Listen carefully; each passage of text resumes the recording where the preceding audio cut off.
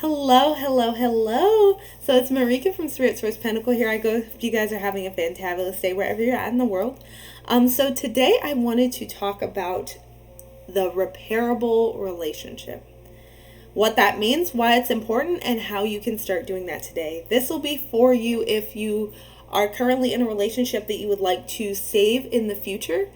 You might be going through a rough patch and you just want to steer things to a clear, solid foundation. This will be for you. This will also be for you if you're single right now, but you would like to be in a solid relationship. You may have had some issues in the past, and you just want to make sure that your next relationship is built on the right things. Okay? So let's totally get into it. So the first thing it means to have a repairable relationship, I'm going to have 3 main characteristics. The first thing is you can be honest with this person. You do not have to be worried about them like getting mad at your honesty or the way you feel or anything like that. They might not agree with it. That's normal. I mean, you're 2 different people, but you can be honest with this person and them not get like livid and angry, even if the honesty is about their actions. I understand some people get a little defensive if like someone says they're doing something wrong or something like that. That's not what I mean. I mean like intense, ridiculous anger when you are honest with this person, when you're open with this person. Like you have to have that comfortability with each other where you can be vulnerable and honest. Second thing it means is you're open to growing and changing with each other. No person is exactly the same their entire life. No one. Sorry. I'm sorry. Like when you're in a relationship with someone just like you, your feelings vary from one day to the next. This other person is the same way. And if you all's you are honest with each other, of course, and your hearts and your values are on the same page, you'll be able to grow and change with each other. And that's the second thing. You're open to growing and changing, period. And with this person also. Like you're committed to being with that person, even though things may change, you're always going to try to have common ground, even if things change between you all. So the third thing about a repairable relationship, is identifying your values and similarities and focusing on those instead of your differences. So many people get in relationships for a while and they get obsessed with how different their partner is than them. Now, there is a difference between differences and incompatibility. You will feel the difference between differences and incompatibility. But in most cases, people just have differences. And because they are not at a level where they can understand exactly what level differences these are, because when you're in a relationship, like I told you, you're 2 different people. So there are different levels of differences. You don't want someone that's exactly like you. You might say that. Oh yeah, I do. No, you don't. No, you don't. I am telling you that from personal experience. And there are different types of differences that you may have with your partner. Some of them might affect your lifestyle and you may have issues down the road. But there are small differences that don't actually mount to a hill of beans long term. Like, you might be mad about this right now, telling, I can't get past this. In a month, you'll probably be like, I don't even know why I was worried about that. That happens all the time. Now, most people don't have the cognizance to understand, like I said, the different levels of differences. And depending on the level of difference, you can work through it. Like, if you focus on the values and similarities that you have, you'll be able to see what differences are important and which ones are not. You're going to be able to see what differences make you incompatible versus compatible. I'm going to be able to do that. And that is the third part of a repairable relationship.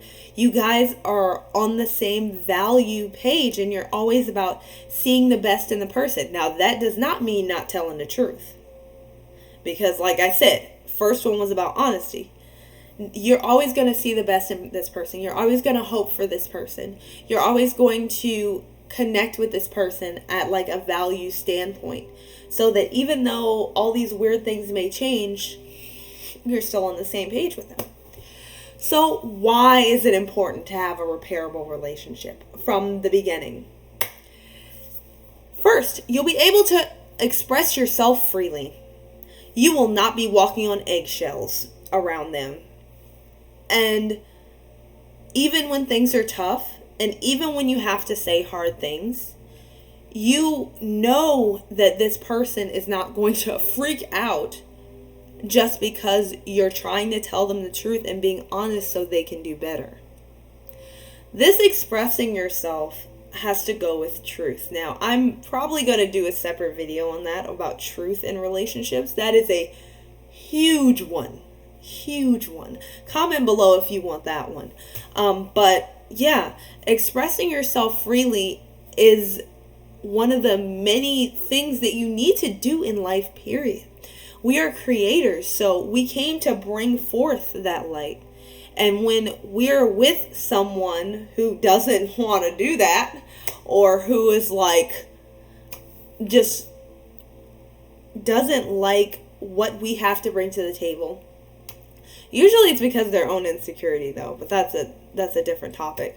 But you need to be able to express yourself freely. And if you don't express yourself freely, the relationship is headed for disaster, period. So yeah, that's the first reason why. The second reason why it's important to have a repairable relationship, like we just talked about, is there'll be a foundation for you moving on. So whether that is moving on from the relationship or moving on together, you will have a solid foundation. You won't be like in the whirlwind of emotions, because emotions are very important, as I've talked about before. They are indicators. Notice I said indicators, not like guide points. They're indicators. This is okay. This is not okay. This is what you do. This is what you shouldn't do. In alignment with who you are.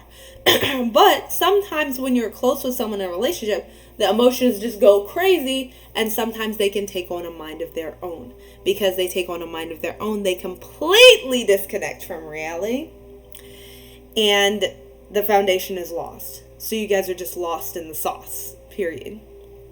And once you identify these things, and even if you're in, like I said, a bad relationship right now, if you want to save this, start implementing these, like work with each other to implement these things that I just talked about, and you'll have a solid platform for knowing whether you can move on together or move on separately. So the third thing, why it's important to have a repairable relationship, is that you'll be able to heal easier. So the purpose of this earth experiment, just like every other physical life form, is about expanding consciousness. It's about different perspectives. It's about exploration. Anyone who knows about exploration and things like that knows that there are some parts of the journey that are that are uncomfortable, especially just before you hit the next level. Just before you hit the next level, you will get pinched, you will get prodded, you will get and that is very uncomfortable. But it's necessary. Even when you come through this place, you're still going to need to heal. Healing is a part of everyday life. Healing is what happens when you break through to that next level, and you might be a little shaky at that next level, or there may be some things in the past that you might still be struggling with. Healing is a part of daily life, especially if you want to heal in a relationship or you want to heal from a relationship. Having a repairable relationship is so easy for that, because you know that you laid everything out on the table. Like, you admitted when you were wrong, what you did, all of those types of things. And you'll be able to heal easier if you have a repairable relationship, or you try to implement the stuff that is of a repairable relationship. Because like I said, you'll know what to do, and you'll be able to heal whatever may have come in between you all. And always remember, this other person has to be willing to work with you. If this is like a one-sided thing, if it's like you want to heal the relationship, and you want to heal so both of you are happy, but this other person is over here like, I'm gonna be childish, I don't know what you're talking about. I don't do that. And they just keep running from the truth. And like I told you, the first part of the thing was honesty. This repairable relationship thing, it has to be a two-sided street. This isn't something that you can do by yourself. And thank goodness it's not. So, how do you do this? There are lots of ways you can do this, but I am going to share a couple, and then from this point, I'm sure you guys will be able to come up with lots more. So the first thing I have is to express your ideas without ego. This is huge, because remember, like what I said of the characteristics, you're honest, you're open to change, and you identify your values and similarities. Those things are about truth. Those things are about truth. As we all know, truth is not about forcing it on other people, because truth stands on its own.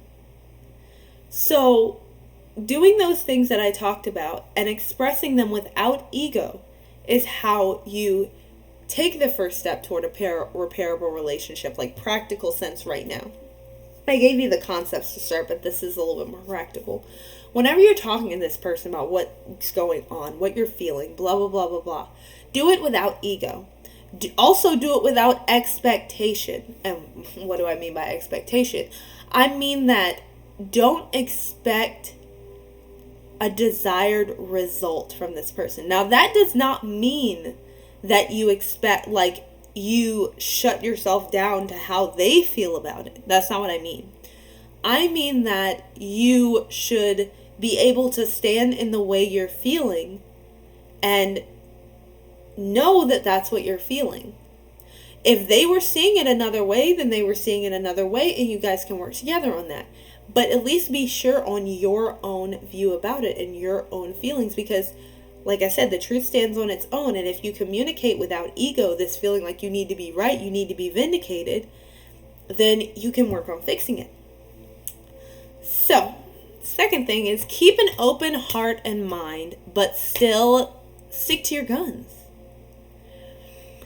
So often in relationships, and unfortunately it's because of the way we were mostly raised in relationships that were lopsided and had a definite issue with balance of power, etc., that we have really bad issues with, like, expressing ourselves without conforming. Does that make sense? It's like you keep an open heart and mind, but you still know what you want and know the core of what you want. So it might be this lady, for an example, who's like, I want her husband, I want you to take me to the movies and blah, blah. He's like, well, I don't like the movies and blah, blah, blah, blah, blah. If she can express to him the reason why she wants to go to the movies, whether it's, I just want to feel like you want to spend time with me. I just want to feel like taken care of. I just want to feel like we're doing something fun together, like the old days, like stuff like that. You can work through that a lot easier than butting heads all the time. It's not going to do anything, and it's just going to drive you apart. So you need to be open, but still be true to you. Next, I wanted you to start massaging your thymus gland. So this is, the thymus gland is about right here. Spiritually, this is the place between your heart and your third eye. So it's the connection between the physical kind of reality and the etheric spiritual experience. The thymus is something that you can massage it. I would recommend you massage it first thing in the morning, but you can also tap on it also. That's really good. It strengthens your immune system also. So it can help you not fly into fight or flight mode if your partner tends to trigger you. So the last thing that you can take, practical step, besides the concept to creating a repairable relationship, is to drink more dandelion tea. So why? Dandelion, like I spoke about, is associated with the lymphatic system as well as the liver. The liver especially is a place that tends to hold, like an organ that tends to hold on to the past. Like, physically, how if you drink alcohol, the liver soaks up like a lot of the alcohol. That's why people get cirrhosis and things like that, because it's like the liver is trying to take the bad out. Also, usually a lot of alcoholics have issues with the past. It's their issue is usually not with the present. And comment below if I'm wrong, but usually people that are alcoholics and things like that have really bad liver problems, they have problems with the past because the liver is directly associated with things that happened in the past. And the reason why I said dandelion tea is because that really helps to cleanse the liver. So if this person has messed up and disappointed you so many times, start drinking dandelion tea, massaging your thymus, and do the other things that I talked about. Because you'll be able to let it go enough for you to be balanced about it. I'm not telling you to take no shit from people. I'm just saying that letting go of the past will help you see how to fix it. And whether that's together or separately. It could be either way. So, I hope you guys enjoyed the video. That is everything. So I just wanted to share the 3 characteristics of a repairable relationship one more time. 1, you can be honest with this person. 2, you all are open to growing and changing together. And 3, you identify your values and similarities instead of harping on your differences. So have a fantabulous day. If this resonated with you and you'd like to get to know me further and maybe see how I can help you specifically, feel free to contact me for coaching services. And I also do energy healing and life path readings. But any of that I hope it resonates with you. And if you'd like to, just go ahead and message me. No pressure, no sales pitch or anything. I'd just be excited to help you along your journey. So I wish you infinite love, happiness, and blessings. Bye.